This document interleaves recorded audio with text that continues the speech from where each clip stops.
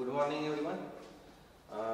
कल हमने last lecture में पढ़ा था कि चैप्टर जो चालू किया है हमने यानी हमारा जो चैप्टर चालू है magnetic effect of current and magnetism, ठीक है। तो उसी चैप्टर में जो हमने टॉपिक 5 टॉपिक है अपने मेन में, जैसे magnetic effect of current, force on charge, force on current and magnetic dipole movement and earth magnetism and classification of magnetic material. तो अपना 4th टॉपिक चालू हुआ है। कल हमने पढ़ा था कि exactly what is the theory of atomic theory of magnetism, यानी किसी भी मैग्नेटिक मटेरियल का मैग्नेटाइज कैसे होता है, उसमें मैग्नेटिज्म कैसे आता है, किसके कारण कोई भी मटेरियल मैग्नेटाइज होता है, ठीक है। वो थ्योरी पढ़ी हमने, उसका इंट्रोडक्शन पढ़ा, किसके साइंटिस्ट लोगों ने उस पे ऑब्जर्वेशन किया, रिसर्च किया, ठीक है। तब आज पढ़ेंगे हम कूलम्ब्स लॉ ऑफ मैग्नेटिज्म। जैसे कूलम्ब्स लॉ इन इलेक्ट्रोस्टैटिक्स भी है, बराबर है।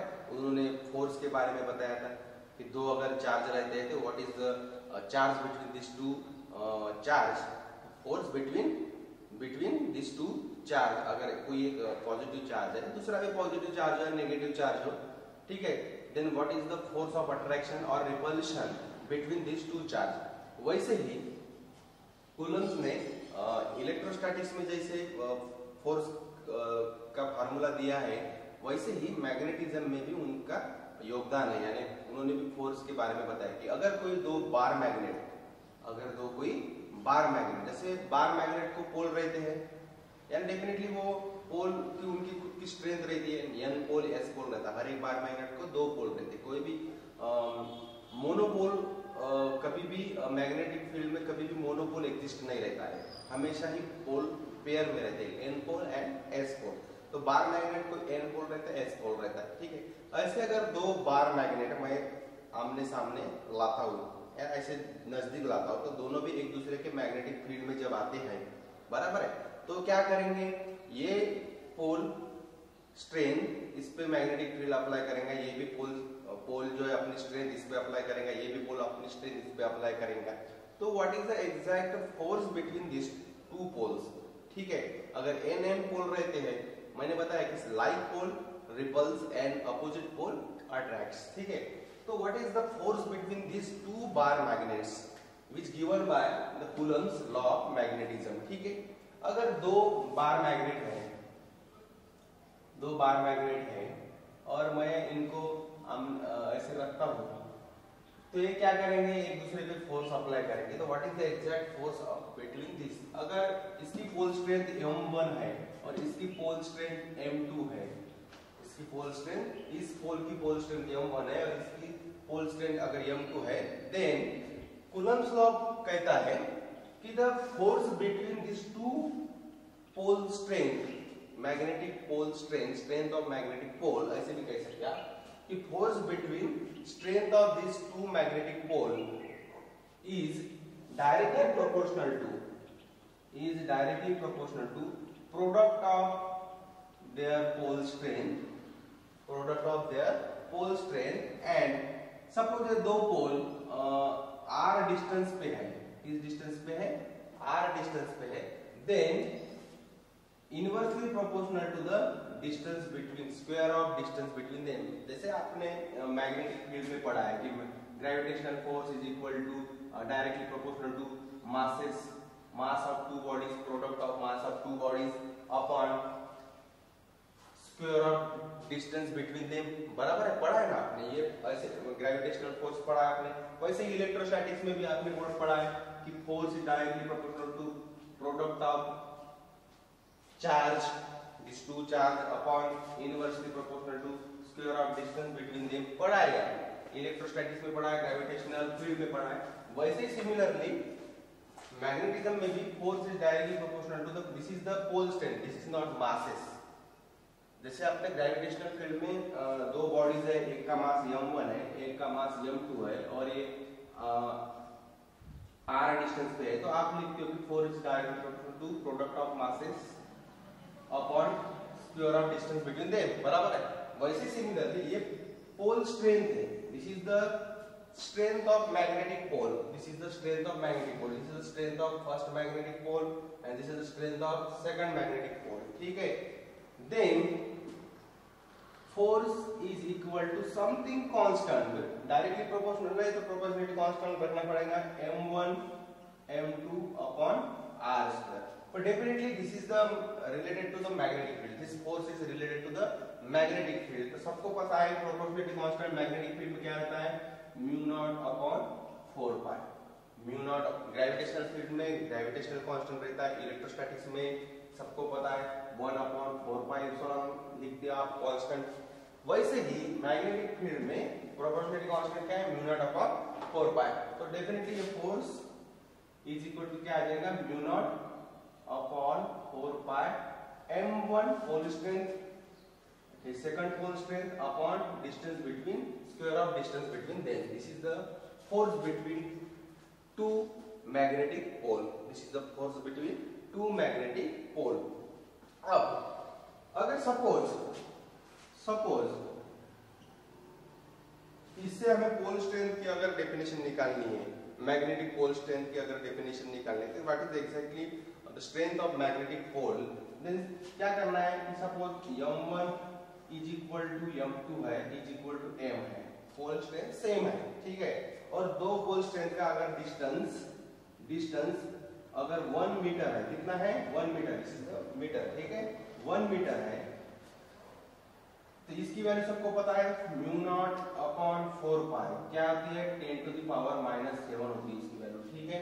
अगर ये वैल्यू मैंने यहाँ पे पुट की तो क्या होगा force is equal to and मैंने फोर्स अगर इन दोनों का बीच में का फोर्स अगर 10 to the power minus 7 है, कितना है फोर्स कितना है 10 to the power minus 7 Newton है. इन दोनों के बीच में दो पोल स्ट्रेंथ में फोर्स कितना है 10 to the power minus 7 newton अगर फोर्स है, तो what is exact pole strength निकालना है आपको. तो कैसे निकाल सकते हो आप, ये वैल्यू पुट करो आप. तो देखो force 10 to the power minus 7 is equal to 10 to the power minus 7 m1 into m2 same है तो ये m स्क्वायर हो जाएगा, m square upon r square 1 metre है, कितना है 1 मीटर है तो 1 स्क्वायर.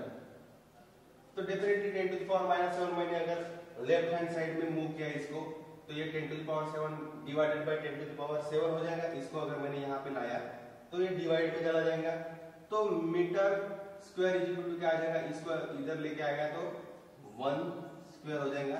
तो m is equal to plus minus 1 हो जाएगा. यानी pole strength 1 ampere metre. Pole strength का यूनिट क्या है ampere metre.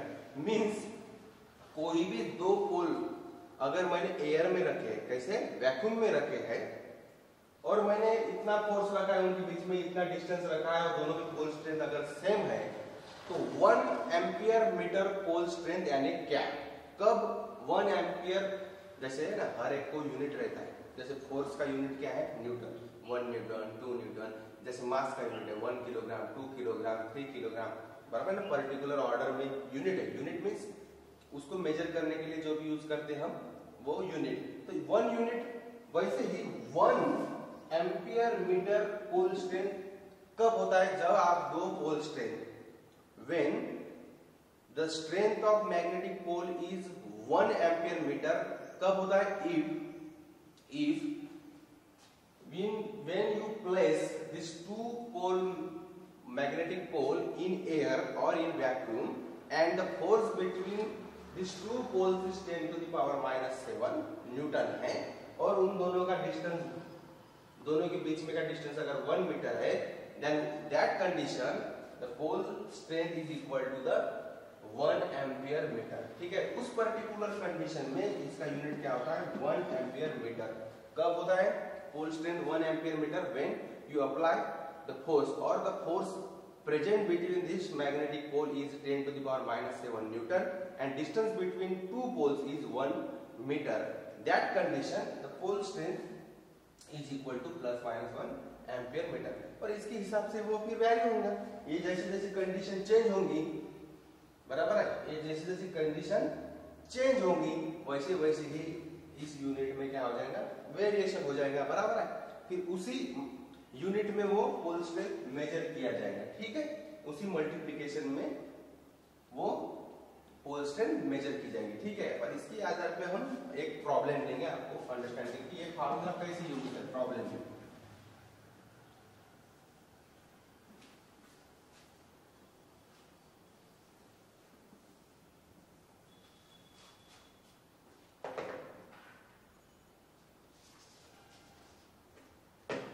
To poles problem है, two poles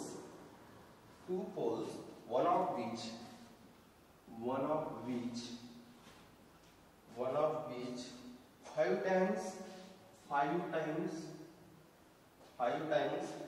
strong 5 times strong as the other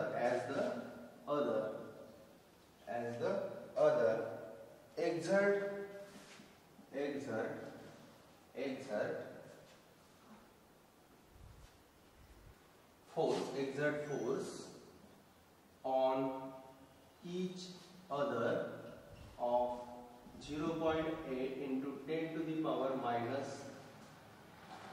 3 kilogram F when placed 10 centimeter apart 10 centimeter apart in air find strength of each pole find strength of each pole, हर एक पोल का आपको strength निकालना है, ठीक है। तो definitely formula सबको पता है, F is equal to mu naught upon 4 pi m1 m2 upon r square, ठीक है। This is the pole strength of one bar magnet, this is the pole strength of another bar magnet. कोई भी दो पोल है आमने सामने है, उन दोनों के बीच में का फोर्स जो है इतना रहता है, ठीक है।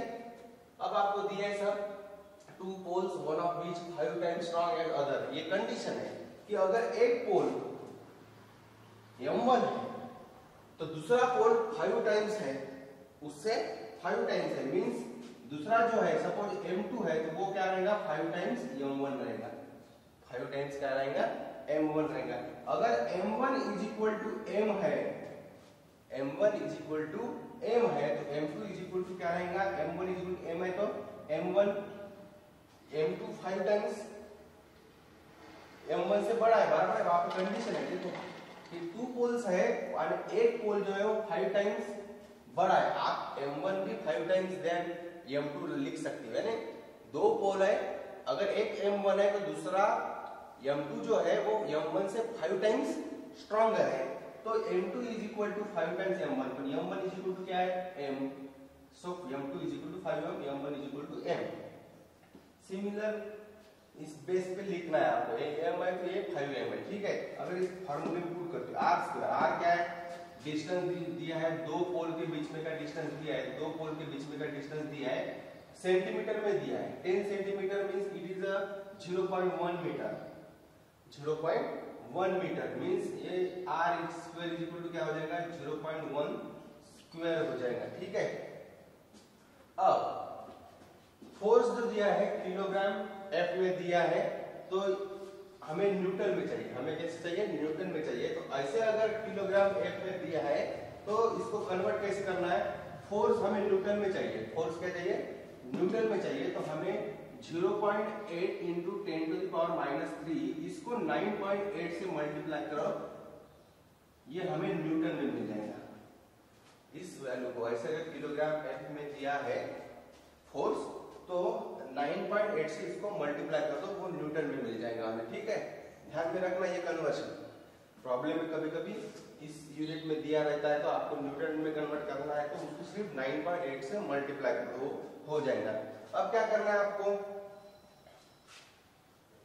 ये निकालना है हमें, ईच पोल स्ट्रेंथ निकालना है, यानी पहले कोई भी एक पोल स्ट्रेंथ निकाल लो, बाद में उसको 5 से मल्टीप्लाई करो, 5 टाइम्स है, एक पोल स्ट्रेंथ निकाल लिया आपने, दूसरा पोल स्ट्रेंथ उसी पोल स्ट्रेंथ के 5 टाइम्स बढ़ा है ना, तो उसको 5 से मल्टीप्लाई कर दो उस रिजल्ट को। ठीक है, तो पहले क्या करना है, m1 की वैल्यू पुट करो, m2 की वैल्यू 5 में पुट करो, क्या मिलेगा, f की वैल्यू है अपने पास 0.8 into 10 to the power minus 3 into 9.8 is equal to इसकी वैल्यू कितनी है, 10 to the power minus 7 बराबर है म्यू नॉट अपॉन 4 पाई की वैल्यू क्या रहती है, 10 to the power minus 7।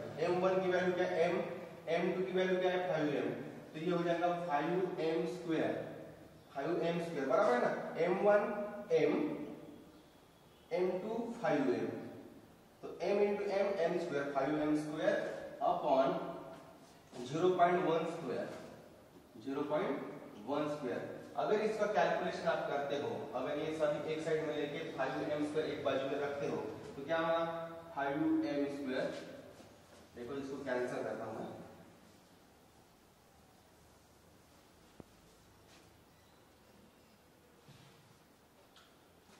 5m square is equal to, एक साइड में रखता हूं, इसको निकालना है मुझे तो एक साइड रखूंगा, 0.1 इधर लेके आऊंगा, 10 to the power minus 7 नीचे लेके आऊंगा, तो 0.8 into 10 to the power minus 3 into 9.8 into 0.1 square upon 10 to the power minus 7। ये 5 भी कुछ काम का नहीं है, तो इसको भी इधर लेके गया मैं, तो क्या हो जाएगा 5 into 10 to the power minus 7। इनका अगर कैलकुलेशन करते हो और मीटर स्क्वायर का स्क्वायर रूट लेते हो आप, पहले कैलकुलेट करो फिर उसका स्क्वायर रूट लो। स्क्वायर रूट क्यों लेना है हमें, क्योंकि हमें m चाहिए, m स्क्वायर नहीं चाहिए, हमें m चाहिए, तो पहले इसको कैलकुलेट करो, जो भी वैल्यू आती है उसका स्क्वायर रूट लो, तो ये वैल्यू आती है अब 12.52 एम्पियर मीटर। अब ये एक पोल स्ट्रेंथ हुआ, find strength of each pole, तो ये एक पोल की वैल्यू हुई, दूसरी पोल की क्या होगी, दूसरा पोल जो है m2 वो 5 टाइम्स फर्स्ट पोल है, तो इसको सिर्फ 5 से मल्टीप्लाई करो, m2 is equal to 12.52 into 5 is equal to आपको मिल जाएंगे 62.6 एम्पियर मीटर। एक पोल स्ट्रेंथ की 5 इतनी मिलती है, तो दूसरा जो पोल है वो 5 टाइम्स फर्स्ट पोल से है, स्ट्रॉन्गर है, तो उसको सिर्फ 5 से मल्टीप्लाई कर दो बराबर, m2 is equal to 5 times m।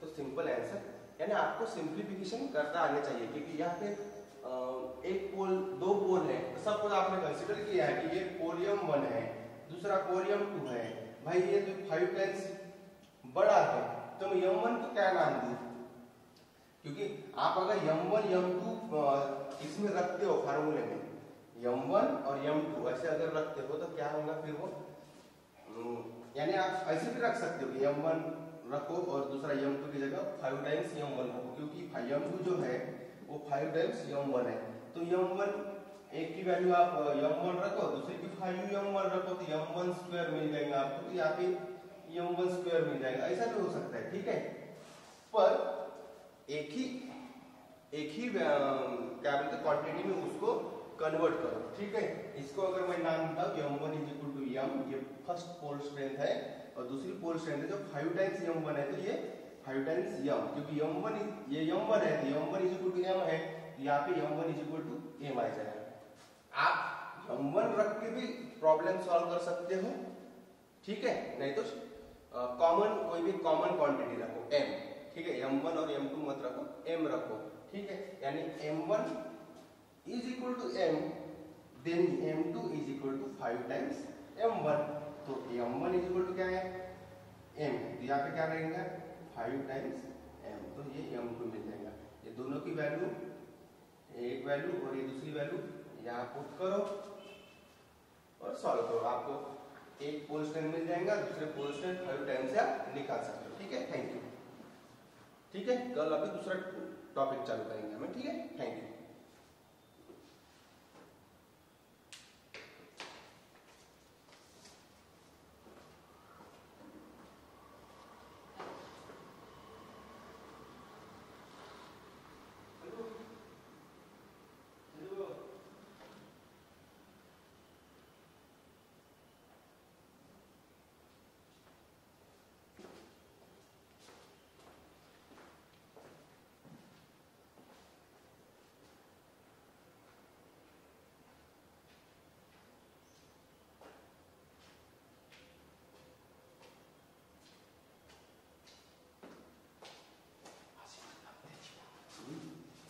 Button दाबून द्यायचं. रिकॉर्डिंग चालू आहे. पहा ना.